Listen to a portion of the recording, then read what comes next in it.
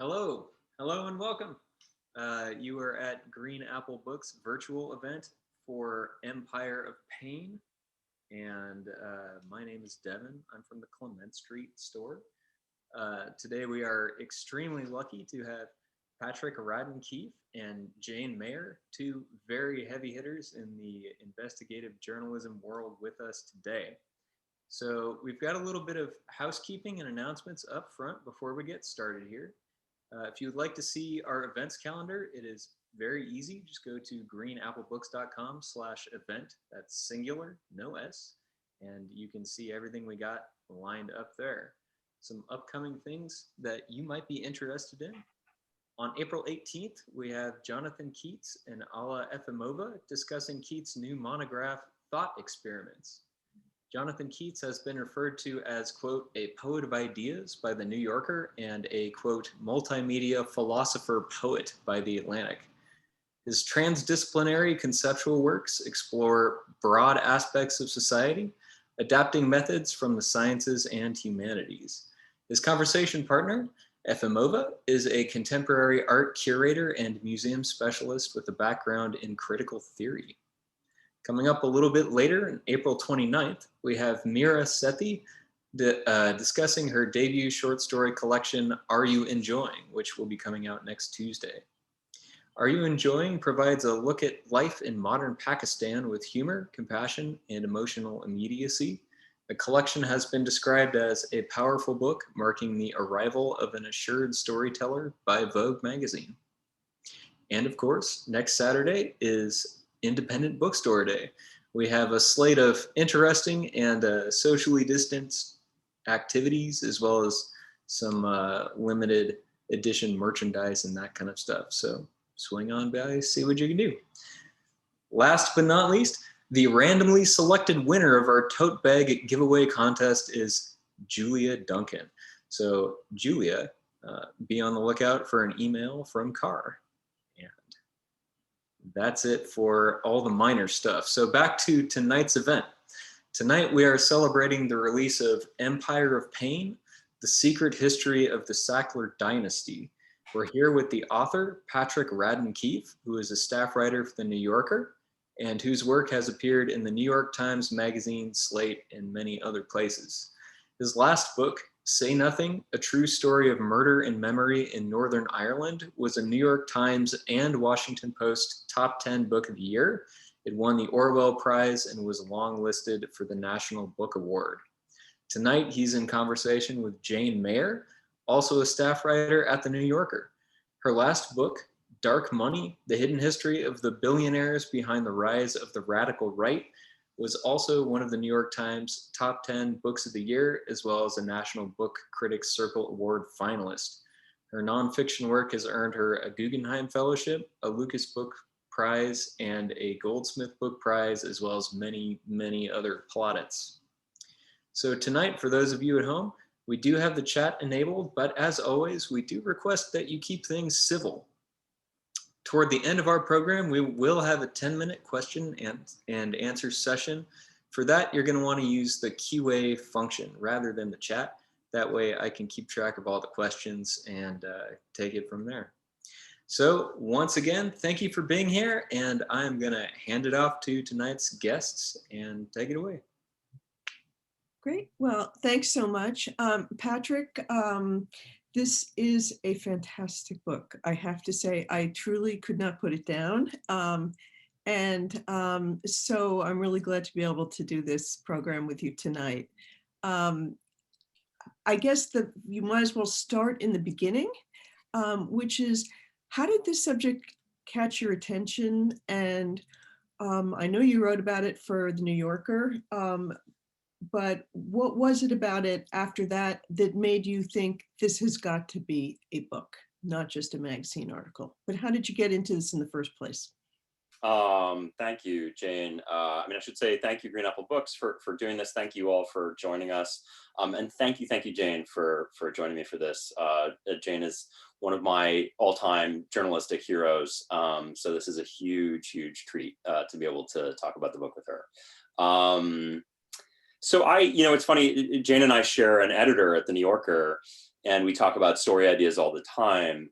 And I'm often looking not necessarily at issues per se, but at personalities, at kind of people in dramatic circumstances. And so when I discovered pretty late in the game, in 2016 probably, that Purdue Pharma, this company that manufactured OxyContin, this drug that had generated $35 billion and played a really critical role in helping initiate the opioid crisis, that it was privately held by this family, the Sacklers.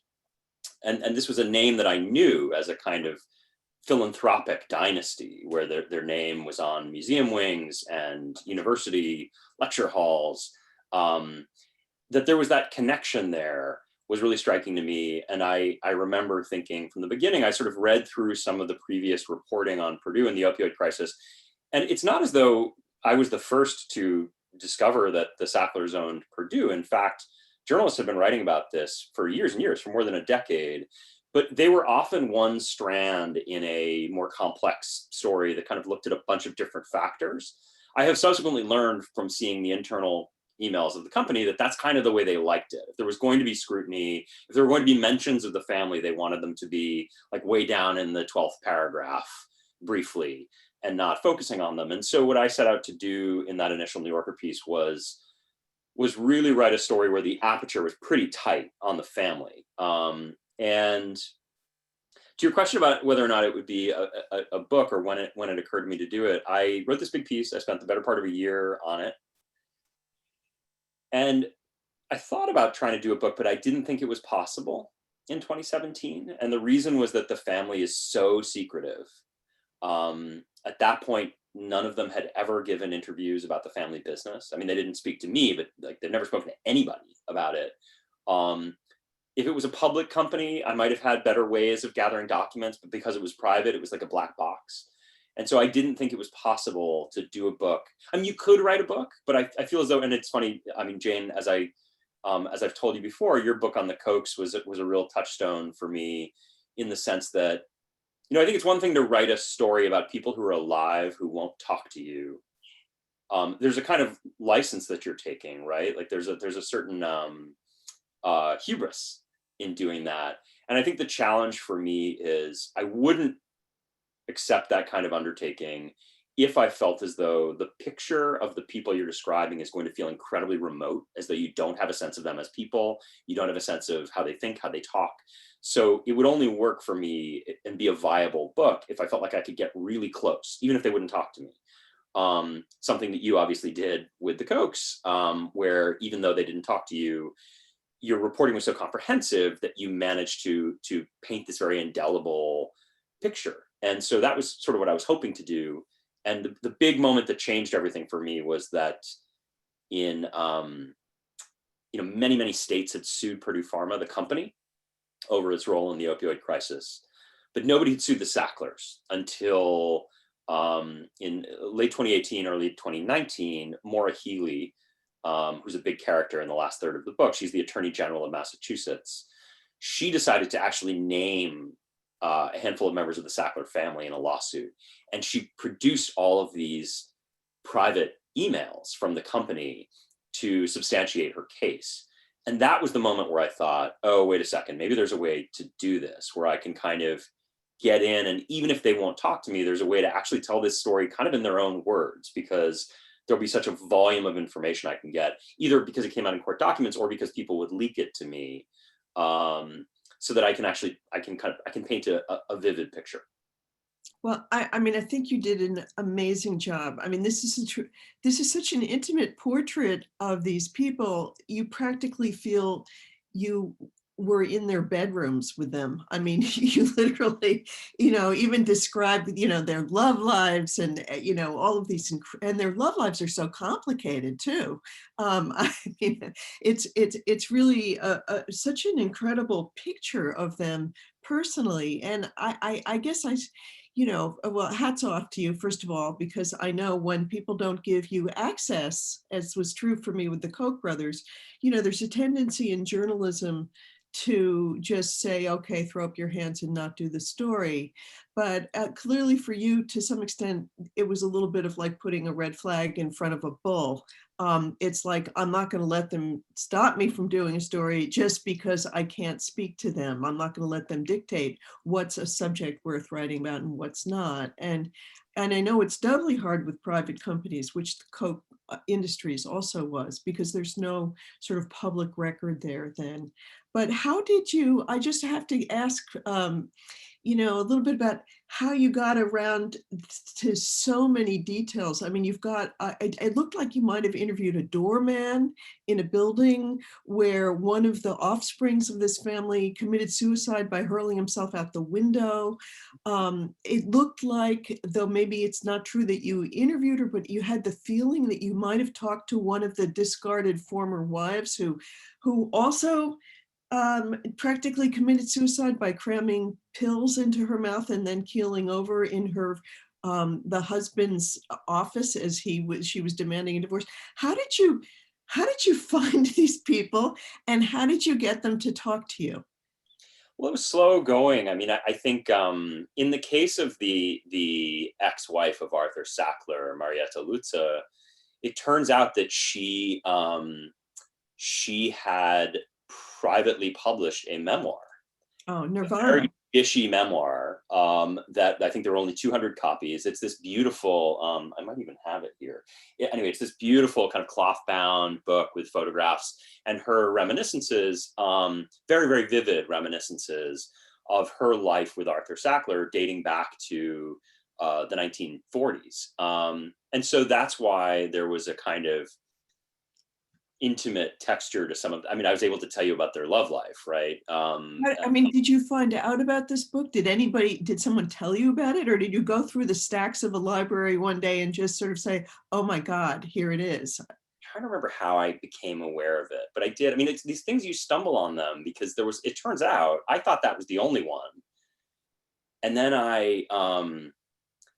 this is so embarrassing, but at one point periodically I would go on eBay because there was all of this like company literature and company swag. Like one of the aspects of the OxyContin story is that the sales representatives would go out on the road and they would hand out OxyContin pens and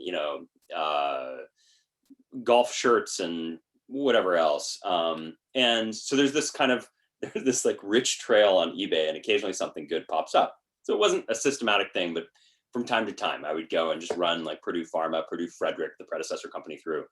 And I discovered there was another privately published kind of biography of Arthur Sackler, written by a protege of his, privately published by a family foundation. And this was another thing where I stumbled on it totally by accident and clicked buy. And it was, you have to, with those types of sources, and this would be true with Marietta Lutze's memoir as well, you have to sort of take it with a grain of salt. These people have a point of view. Like Arthur Sackler's protege regarded him as this, just like hero of world historical proportions. And so you have to kind of build in a little correction for some of the stuff that he's saying. But even so, there was really rich material in there. And some of the stuff that was in there, I could use to corroborate what I was hearing from people. I interviewed so many people for this book who are in their 90s and almost 100 years old, who went back to the 1950s and knew the Sacklers in the 50s. But some of these guys have, they're very old, and you want to make sure that their memory is right. And so there were places where I was able to cross-check between the memoir written by the protege and these interviews that I was doing with these very, very old guys who worked in pharmaceutical advertising in the 1950s. And with the doorman, I mean, that was the thing. I cannot divulge my, one of the weird things, I'm sure you found this, Jane, particularly because the Coke book started as a piece, right? It did, yeah. And I didn't anticipate it becoming a book, but it wouldn't let me go. Yeah. Yeah, and the torture book as well, right? Right. The dark side. So I wonder if you found this. I've had this experience. This is my third book now that started as a New Yorker article. And there's this crazy thing where you write a piece, you're constantly trying to track people down who know the story, track down the insiders, but you don't know what you don't know. And then you publish the piece. and the piece comes out, and I think of it, it's like shining the bat signal at the sky. And so with that piece in 2017, from then up to literally, it's like this afternoon, I get notes all the time from people who say, oh, I just read about your Sackler research in such and such a place. I have a story to tell. Oh, wow. And so there was somebody who got in touch to tell me about the suicide of Bobby Sackler in 1975. And it was through that reporting that I was able to track down this guy who was the doorman who was on duty that day. Pretty unbelievable reporting. Well, when you tried to reach out to the family, did they make clear from the start that they had no interest in speaking to you, or did any of the members come close? And do you think it was for legal reasons or what? And then one other question related to the family that I have was, if you could have gotten a hold of them, what is it that you think you most would have liked to have asked? Oh man. Okay, so there's a few things to unpack there. I made Overtures when I was working on that original piece in 2017. There's a number of things going on with this family. I mean, they are reflexively very secretive. I think they also for years had almost a sense of invincibility. It's funny, I have been leaked a great many private emails, actually more than I put in the book. And so, for instance, I have seen, and I didn't write about this in the book, a number of email chains among the family and various people who work for them about my reporting in 2017. Oh, wow. And it's so crazy to see, but it's funny because I don't know how much of it was that they were putting on a front, but like there was a certain sense among some of their representatives of like, oh, this he's kind of grasping at straws. He seems pretty desperate. We don't think he has anything. So they just kind of blew me off, honestly, in 2017. And I ended up making overtures to the various wings of the Sackler family, asking for interviews for the book. I didn't think they would ever talk, but I certainly wanted to try. They do this silly thing, and I don't know if the Kochs did this. There's this thing that they do where they sort of can't prevail on substance, and I think they know it. And so they get into these like totally silly kind of games about procedure, like as if they're like writing an article for the Columbia Journalism Review. So they did this thing, I mean, you'll appreciate this as a reporter. They did this thing when I did a piece for the New Yorker, I think back in October, back in the fall. And they did this thing where I'd been asking to speak with the family members, and their representatives had told me no for the book.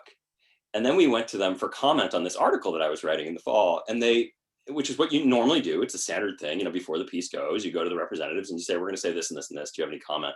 And in a tone of great umbrage, they said, but how can you be coming to us only now for a request for comment when you never requested interviews with the Sacklers? And, my first response was like, well, I did for the book. And you said no. And they said, well, it would have been different for the article. And then it's like, well, is it really? Because if that's the case, then maybe they'll talk now. I said, well, no, they don't want to talk now, but we're just raising the point. And so you end up in these kind of digressive, sort of silly, frankly, kind of masturbatory conversations that have nothing to do with the substance, which is exactly what they want, And so there was a fair amount of that. But in fairness to them, the last thing I would say is I've also seen a bunch of private emails in which members of the family and their representatives talk about issuing statements.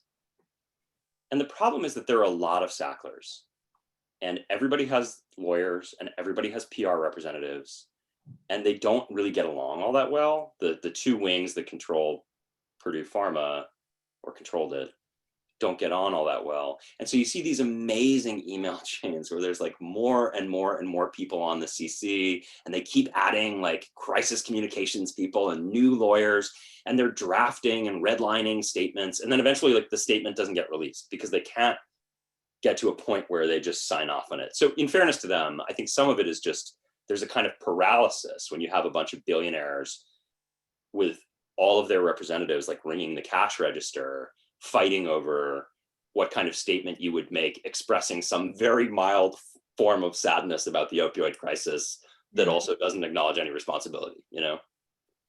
And if you had been able to break through all the various levels of CCs and lawyers and crisis communications people, what do you think you would have really wanted to ask them most?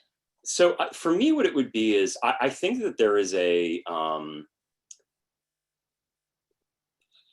I sort of came to conclude that some of these people are pretty deep in denial. You know, there's this weird thing, which is that even today, no member of the Sackler family in the Raymond and Mortimer wings, the wings that have really benefited from OxyContin, will say really in any way, like, oh yeah, we might have made a few mistakes along the way. You know, to the degree that they're willing to pay money or settle charges, they always insist that there's no admission of wrongdoing on their part. Privately, and I know this because I've interviewed people who talk to them, they're very defiant. And their whole thing is they're like, this is all just a media narrative. Like, it's not that we did anything wrong. It's that, I mean, pretty much everyone in the world who's not like a paid employee of ours has this sense of what we did, which is misguided. And I think part of that is based on the fact that they're very insulated by all of their handlers. And when they do come out, so there was one interview that David Sackler, who's one of the third generation Sacklers who sits on the board of, or sat on the board of Purdue, he gave an interview to Vanity Fair, to Bethany McLean of all people, who's a very good journalist. Good reporter. And it's my understanding that she didn't seek them out; they sought her out. I mean, this kind of gives you a sense of their delusion, is they thought that like a sit down with Bethany McLean was going to be a situation where they would come out smelling better. And it was interesting because David sort of in the interview says, like, he kind of runs through his roster of talking points, which is the talking points the company has and the family's representatives have. And then very patiently, Bethany McLean just like takes them apart. So I think for me, my questions would mostly be about what did you know and when did you know it? And about, you know, for me, some of the really kind of critical moral questions are not about, actually not about the original launch of OxyContin and the marketing plan. For me, it's about not too long after that drug is released, word starts filtering back to the company. And I know this because I've documented it, that people are abusing the drug and they're getting addicted and eventually that they're dying. And to me, the big question is, what do you do then? Like, you've put the thing out there, maybe you've been rash, maybe you've been a little incautious, but it sort of catches up with you and you realize that actually this isn't as great as you thought it was. How do you handle that then?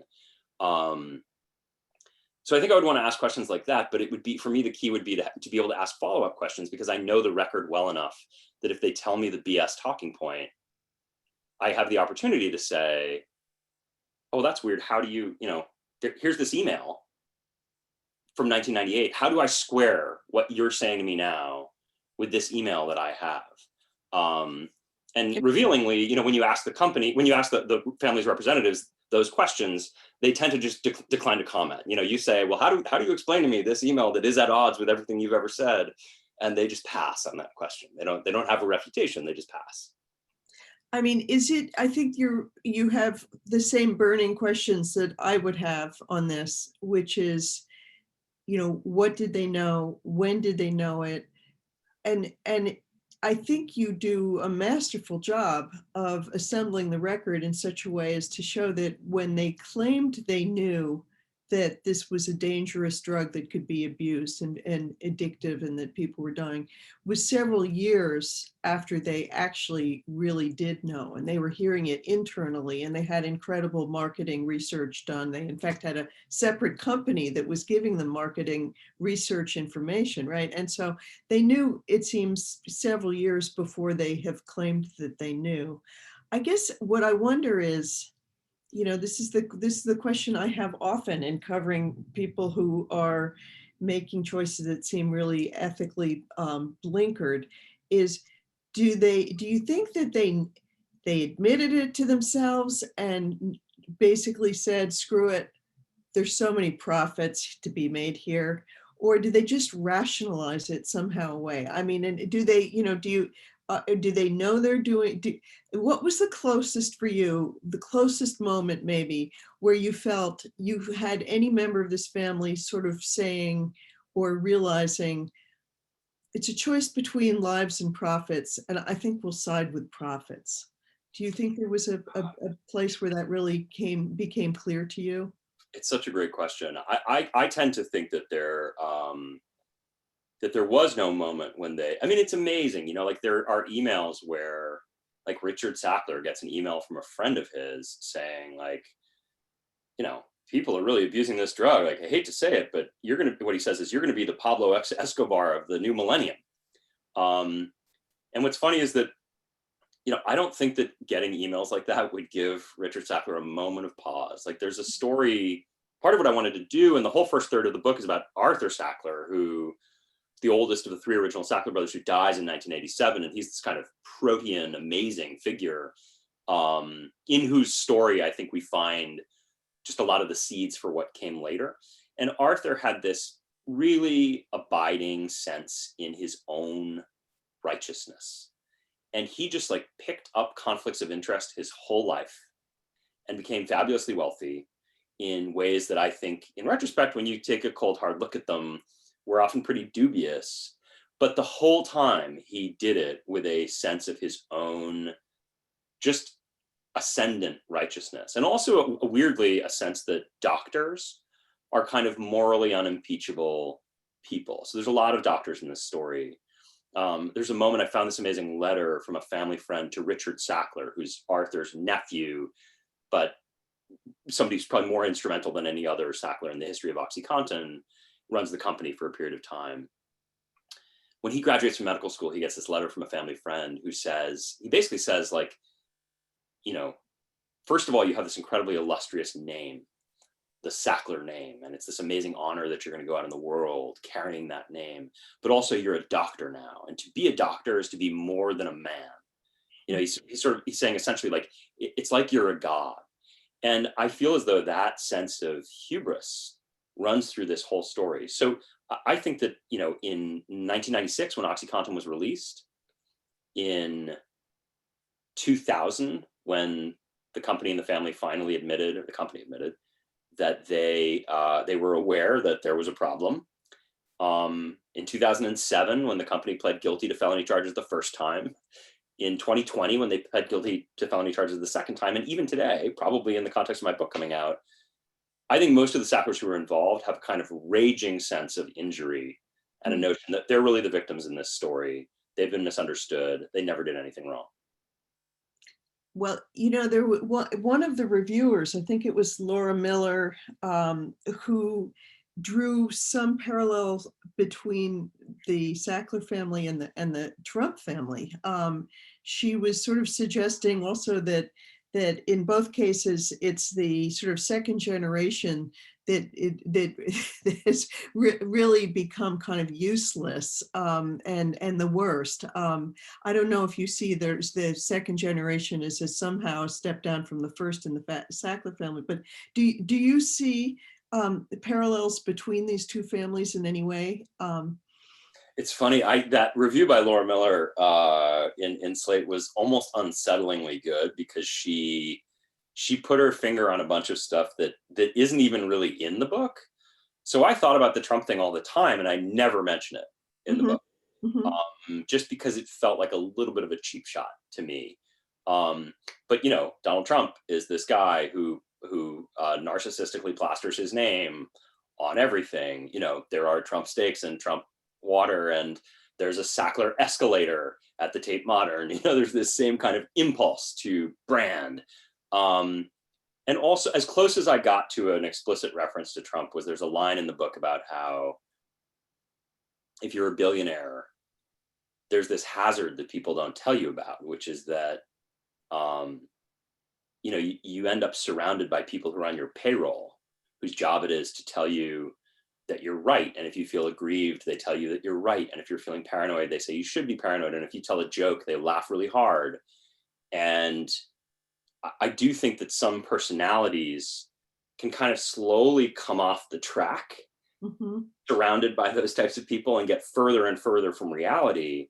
but they're insulated by this like coterie of yes men. And I think that very aptly describes the Trump White House. And to me, that is a big part of what's happening with the Sacklers. Like, I think they, they clearly have these like very well paid lawyers and consultants and advisors who are happy to ring the cash register and tell them that, they're right and the world's got it all wrong about them. And I think that just kind of compounds their delusion. And they both seem to have a shared sense of victimhood, don't they? Despite being so rich and so powerful. Now, it's taking on somebody as rich as the Sacklers, much like taking on the Koch family. It's a little bit of a risk. At least I felt it was, showing the sort of dark secrets of really, really powerful people. Did you feel at any point that you were at risk in any way, either that they would, sue you out of existence, or I mean, both you and I've had this strange experience of thinking that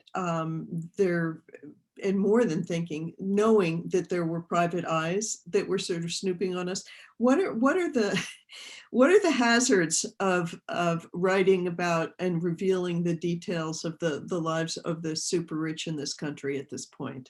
And did you worry about it? And do you still worry about it?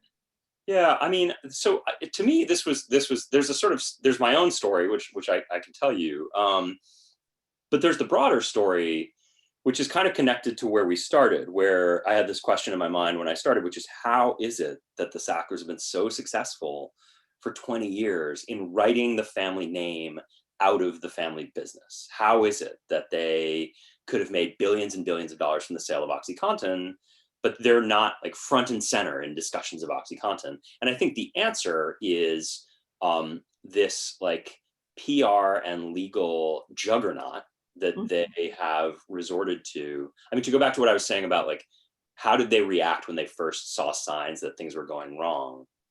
They didn't have a moment of reflection. And bear in mind, I'm not saying they should have like pulled the drug from the shelves, but it's like, there could have been a moment where they said, maybe we should slow down our marketing. Maybe we should talk about, the fact that our sales reps are going out and telling everybody that the drug can't be abused and is not addictive. Like, maybe we should recalibrate that message a little. None of that happened. Instead, what they did is they said the people who are abusing the drug are drug abusers, and they kind of demonized these people, stigmatized them, blamed them for abusing their own product. And when journalists came after them, they hit back hard. So there's a story in the book about a woman who was a journalist at a newspaper in Florida who wrote a big series, a big expose, and was right about a lot of stuff and revealed a lot of really important stuff about OxyContin, but she got some of the details wrong. And Purdue kind of went after her hard and basically hounded her out of the profession. She left journalism. There's a story about Barry Meyer, who did incredibly groundbreaking reporting for the New York Times, published a book called Painkiller in 2003. He was like the key antagonist of Purdue. And after he published that book, Purdue's lawyers leaned on the New York Times to tell them that because Barry Meyer had published a book, he had a conflict of interest, which is as rich as it gets, right? Them accusing somebody of a conflict of interest. And the Times, which was kind of reeling from the Jason Blair scandal at the time, accommodated them and took Barry Meyer, the leading journalist on the story, the only person at the Times who really had the expertise to do it. They took him off the story for years. So I just, that's the kind of framework here, is that like, this works. It's worked for them for years. So it wasn't totally surprising to me that when it was announced that I was writing this book, I got this incredibly tendentious series of legal threats. What did they just threatening to sue in advance? Yeah, threatening. I hadn't even started writing yet. So initially what they did was, I had that New Yorker article that came out in 2017. Initially, they sent a 15-page single-spaced letter to the New Yorker demanding a series of changes to the article from several years earlier. And the New Yorker actually re-fact-checked the article. They'd already fact-checked it in the first place. They re-fact-checked it using the letter as a kind of roadmap, and they, independent of me, and they came back and said, yeah, we're not changing a word. And at that point, they wrote to me and said, we're seriously considering litigation. They did what's called a litigation hold, where they said, you can't get rid of any documents, because any documents you might have in your possession, emails, text messages, paper documents, notes, are potentially evidence in the lawsuit that we could eventually file against you. So you can't destroy anything. They literally were like, don't destroy evidence. And Jane, you'll appreciate this because this is like the life of an investigative journalist during COVID. So at a certain point, a source says to me, there's a lawyer who says, I want to ship you 40 boxes of documents. And of course, I hear 40 boxes of documents, I get very excited. And but I talk to my wife, and like we don't live in a huge house, and it's a pandemic, and it's 40 boxes of documents. And because of the litigation hold, like I can't get rid of the documents. If I have them in my possession, God. I can't just like throw them out when I'm done with them. Right. And my wife was just like, we cannot be carrying around like 40 boxes of documents with us for the foreseeable until they decide that they're not going to sue. So I ended up having to fly to a city, which I won't name, where this person was during the pandemic, and spend 3 days going through these boxes. And the punchline is that there was nothing in Oh, the God. boxes that I used, but I felt like I had to scratch the itch. But so eventually there's this experience where, you know, I had somebody staked out in front of my house. Did they ever deny it when you Mm-mm. wrote about this? No. No. I went to the company and said, hey, I mean, I should say as context, there's a separate story that I tell in the book about Nan Golden, the photographer and activist who's been a real antagonist for the Sacklers. She too had been trailed around Brooklyn and followed. There's somebody staking out her house. So that was the first thing I thought of when I heard about this. I didn't even see the person, but a neighbor came over and said, hey, there's a guy in an SUV has been sitting in front of my house, staking out your house. I'm just watching your house all day. Same guy came back subsequently. I asked Purdue Pharma if they knew anything about it, and the kind of representatives for Purdue, the company, said, absolutely not. We would never do such a thing. And I asked the Sacklers, and no comment. Well, I mean, do you think they were looking, is it just an intimidation tactic, or do you think that they're looking to see if they can see which sources might be coming your way, or is it just sending a signal, or you just... This is the thing for me, is I was like, I'm a writer working from home in lockdown. What would you see? So, I mean, on some level, it was upsetting for my kids. You know, my kids were there when the neighbor came over, and it's unsettling for a grade school kid to know that there's a strange man staking out the house. That's, you know, the Sacklers complain a lot about the terrible indignities that their children have had to face. So that's an indignity that my kids had to face.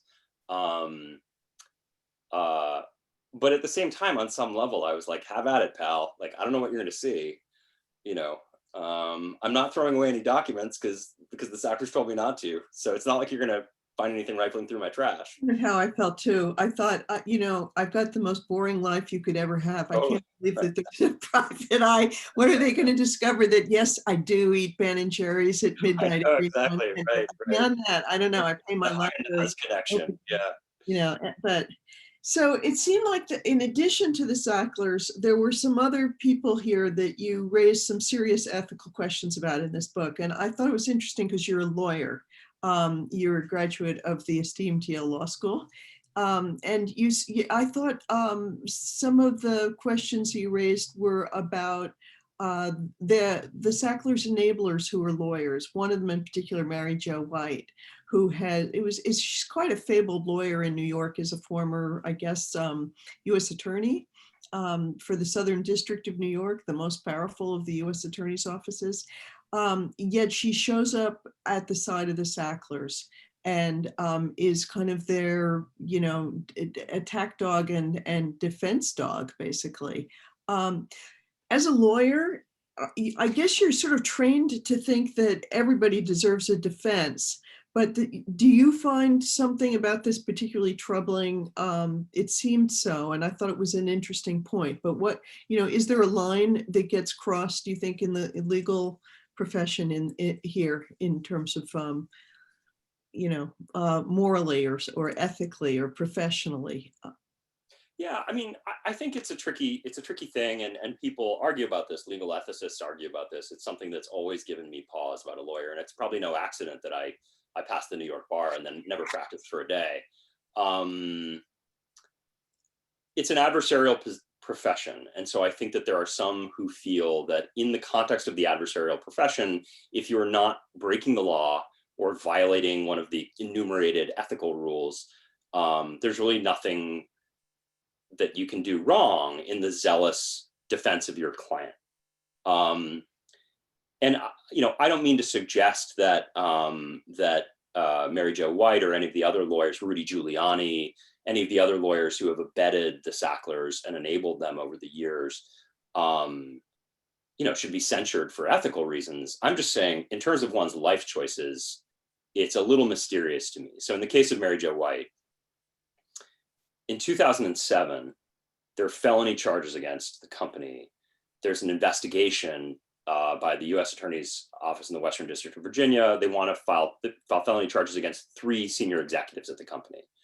They have this huge confidential prosecution memo, which I've read, laying out all their evidence, which is voluminous. And what happens is that Mary Jo White goes over their heads to the Justice Department and intervenes. And I actually had a conversation on the record with the Deputy Attorney General in the Bush administration at the time, Paul McNulty. And he basically said, yeah, I got this call from Mary Jo White, and on the one hand, it's a little strange for her to just call the Deputy Attorney General about this case. On the other hand, she's Mary Jo White. What am I going to do? And to me, it was kind of such a perfect encapsulation of the kind of access that the Sacklers and Purdue were paying for when they hired her. So she does that. Company pleads guilty in the end. The 3 executives only get misdemeanors because they watered that down. And Purdue then, you would think, kind of gets on the straight and narrow and starts really behaving, but they don't. And in fact, we know now, because they just pled guilty again in 2020 to felony charges, that they really kind of kept going with the same behavior that got them in trouble in 2007. There's a moment that I describe in the book where Richard Sackler is asked if he ever read the agreed statement of facts, which is like what Purdue was admitting to after the 2007 thing. And he said, I never read it. What's bizarre for me is not that Mary Jo White would represent them the first time. It's that she would do it the second time. It's that she would, it's that you realize that actually your client is just a recidivist, and that a lot of people have died and hundreds of thousands of people have become addicted to this drug. I mean, that's a number I document in the book. And that it wouldn't give you pause. There's a line that the Deputy Attorney General in Massachusetts told me. She said a law school professor of hers told her this, which I found this very memorable. She said, everybody, the law professor told her, everybody's entitled to a lawyer, but that doesn't mean it has to be you. That lands hard in this book, I think that, and I actually have to also say that the reporting showing the back scenes of maneuvering with the Justice Department, as you've just discussed, it's this incredible reporting you did that shows all the sort of string pulling, the familiarity and the meetings and just how it's really how power works. It's incredibly eye-opening to see this power and money, how it really works. In the end, I wasn't sure what to think about the final, the situation where the Sacklers are now. The company is declared bankruptcy, right? But are they, maybe you can explain to people, are they still rich? have they suffered, and have they paid a debt to society? What do you think? Yeah, so it's funny. I feel like I should caveat this by saying bankruptcy proceedings are really, really complicated. And, but I also think that plays to the advantage of people. I mean, tell Donald Trump, right? Like, 6 times. Yeah, right? It really is.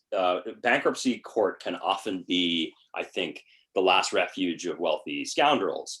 And I would argue that that's what it is here. So what happened basically is that over a period of years after the 2007 guilty plea, the family starts pulling more and more money out of the company. So the company's still selling OxyContin. It's wildly profitable. We now know that the company's committing fraud during this period of time. And the family is just like giving themselves these disbursements. And I document this in the book, but it's like $250 million here, $300 million there, $400 million there. According to records that have come out in the bankruptcy court, in less than a decade, the family took more than $10 billion out of the company. But you end up then with this juncture where, as this is happening, you start getting more and more lawsuits against the company. So then eventually what happens is the family, faced with all these lawsuits, says, you know what, company's kind of run out of money here, not in a position to handle all these lawsuits, we're going to push the company into bankruptcy. And so the company's in bankruptcy with, it's like $1 billion plus in cash and assets, but it's all of that is getting spent down pretty quickly in the context of this very expensive bankruptcy proceeding. The family walks away with $10 billion. And it gets even weirder. Because of the bankruptcy, all the different states at this point, like 49 states, I think, that are suing the company are told by the bankruptcy judge, well, I'm going to stop all those lawsuits because the company's in bankruptcy. That's pretty standard. But then the judge says, I'm also going to stop the 24 states that are suing the Sackler family, even though the family hasn't declared bankruptcy. So they're kind of sitting there on the sidelines with all these billions of dollars they took out, but they get this same shield from the bankruptcy judge from those lawsuits. And what's happening now is it's kind of the end game in the next few months. What they want is to make a contribution of roughly $4.25 billion and turn the company over, kind of give up the company and get a release from the judge from all of those lawsuits. Like, it's a contingency. They're willing to give the money, but only if they're released from future litigation. They don't want to give the money if they're also going to have to face other lawsuits downstream. So it's not clear where it'll go just yet, but I suspect they will end up putting up what is in absolute terms a great deal of money, but relative to the amount of money they took out, not all that much, and they'll walk away with money. And then that will be the end of the saga, at least for these generations. They'll still be rich, but they'll be out of the drug business. I think that's the idea. That's the idea. I think they'll still be rich. I think there'll be a certain infamy that will follow them around. And I mean, the one little asterisk here is that there has been legislation introduced in the House, which is, I believe, soon going to be sponsored in the Senate as well, called the Sackler Act. This is like a kind of, it's like a Hail Mary by some people on the Hill. But if this bill were to pass between now and August, it would mean that the bankruptcy judge, couldn't shield the Sacklers from those lawsuits by the states. It would prevent him from doing that. And if that were to happen, I think it's a narrow chance, but if that were to pass, then all bets are off. Then the family could really be facing a bunch of lawsuits. Is it a bipartisan group that's pushing this? Because the states are both red and blue, right? They are. It's not a bipartisan group yet. However, there was this recent hearing on the Hill before the House Oversight Committee, and it was fascinating because you had both Republicans and Democrats who, the ranking member actually at a certain point said, there were two Sackler family members who went to this hearing, and the ranking member said, there's not much we agree on, but we agree on, that your family's conduct is pretty lamentable. Wow. Well, okay. Well, I think we're supposed to take questions now from the audience, but I just have to say one more time, congratulations. I love this book. It's really, the reporting is dazzling and the storytelling is just gripping. So hats off to you, and over to some other people's questions. All right. Well, yeah, this conversation has just been far and away the highlight of my week so far. Yeah, so we have been getting some questions here. If you have questions, do use the QA function. For a lot of people, it's down in the ellipsis, ...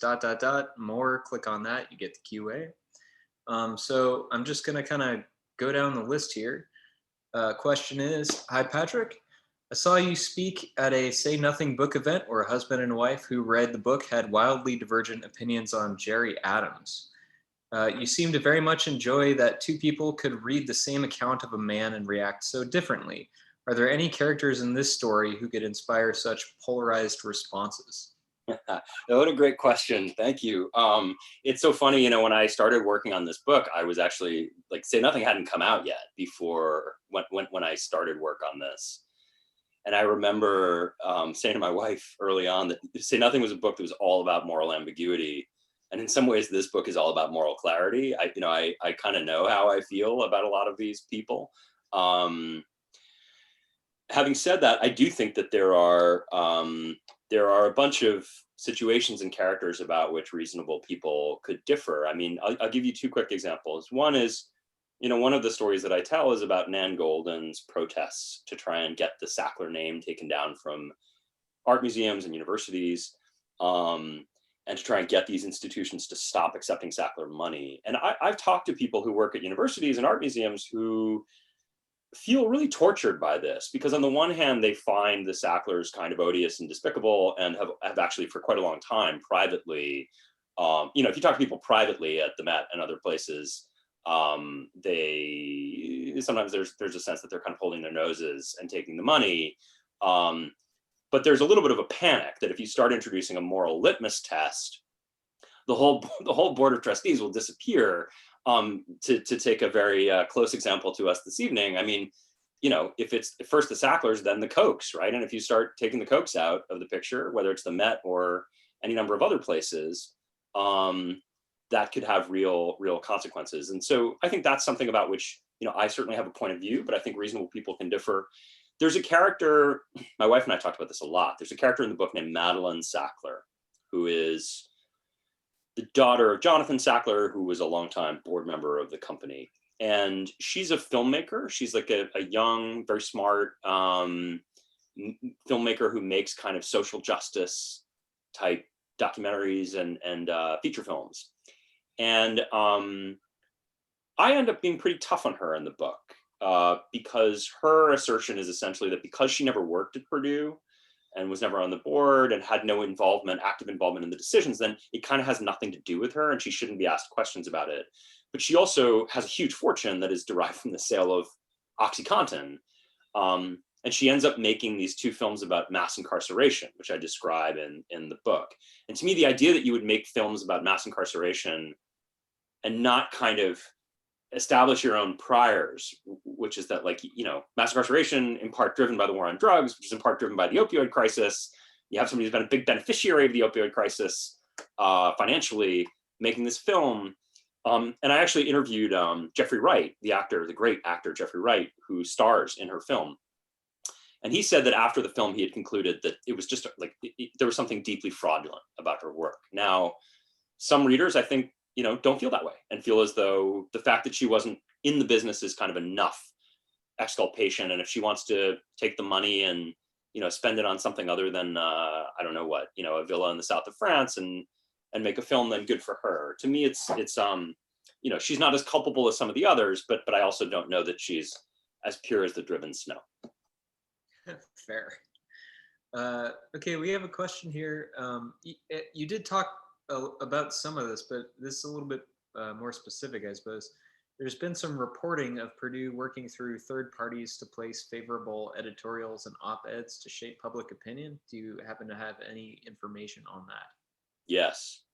I read about this in the book. Yeah. I mean, there has been for years and years an infrastructure, both in terms of money to think tanks, in terms of, funding various kind of grassroots or AstroTurf type organizations.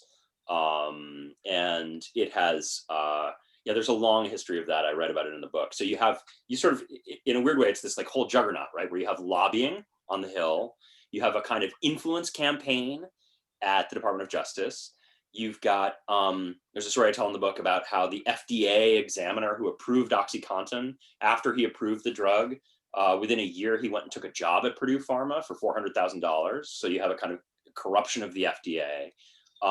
And then outside of that, you've also got a kind of almost intellectual campaign where there's certain types of arguments about pain management and opioids that are underwritten by not just Purdue, I should say, but by other pharma companies as well.